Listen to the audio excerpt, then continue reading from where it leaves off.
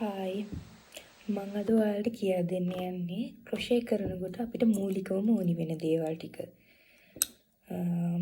අපිට ඕනි වෙනවා ඉස්සෙල්ලාම යාන් එක වර්ගයෙන් එක සයිස් වලින් යාන් වර්ග ගොඩාක් තියෙනවා. දැනට මගේ ළඟ තියෙන ටිකක් මම පෙන්නන්නම්. මේ මිල්ක් කොටන් යාන් එක, මේ ඇපල් වූල් එක අපිට කැමති කලර් එකකින් ගන්න පුළුවන්. ඔන්ලයින් තමයි මම නම් ගෙන්න ගන්නේ.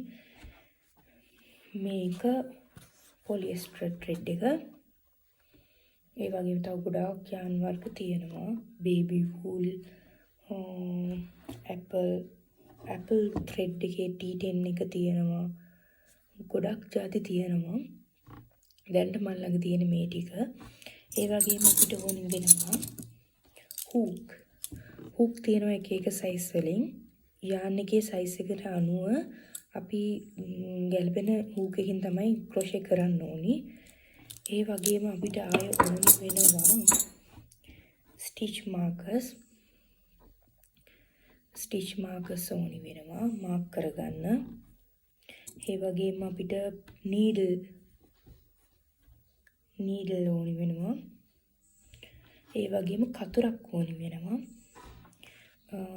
ඒ ටික තමයි මේන්ලි අපිට ක්‍රොෂේ කරලා හදන්න පුළුවන් ಜಾති ගොඩාක් තියෙනවා. ෆ්ලවර්ස් හදන්න පුළුවන්. අපිට ආයේ පුළුවන් ඇඳුම් හදන්න, බබාලගේ ඇඳුම්, ලොකු අයට ඇඳුම්, බෑග් ගොඩාක් දේවල් තියෙනවා. ටොයිස්, කී ටැග්ස්, ටේබල් මැට්ස්, ටේබල් ක්ලෝත්ස් ගොඩාක් දේවල් හදන්න පුළුවන්. මං එකින් එක වීඩියෝස් දාන්නම් ඒ වහතන විදිහ. ආය නිට් කරන මැෂින් එකක් තියෙනවා. ඒ මැෂින් එක මම ඔයාලට පෙන්නන්නම්. ඒක මම ග්ලාස් එකකට සෙට් කරලා තියෙන්නේ. ඒකෙන්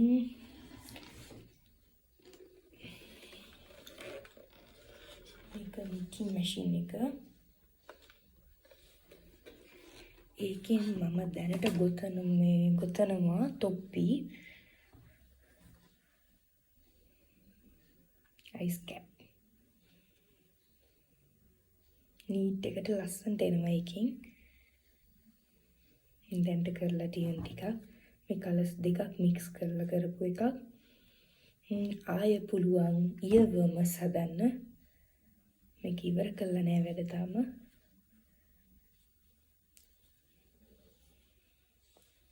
බබාලට මේක 40 needles එක 48 needle තියෙනවා, 22 needles තියෙනවා.